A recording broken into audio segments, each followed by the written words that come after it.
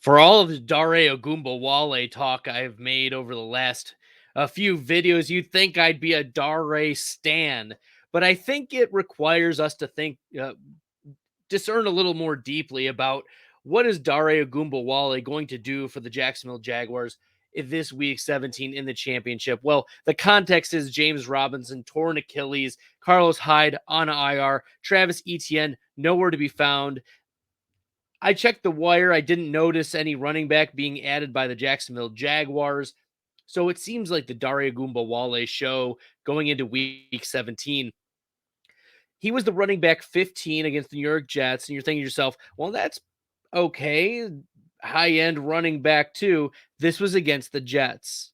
The Jets give up the most fantasy points to any running back, and the ceiling for Ogunbowale is a high end running back, too. And in his 3 career games of 10 or more carries, he's been on average a back end running back to running back 24. So career finish 15, 27, and 29.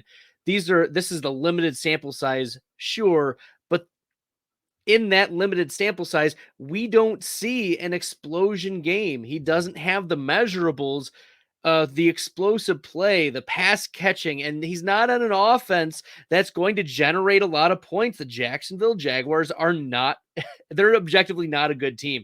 So there can't be a lot of optimism. The only play here is that he will get the rushing volume.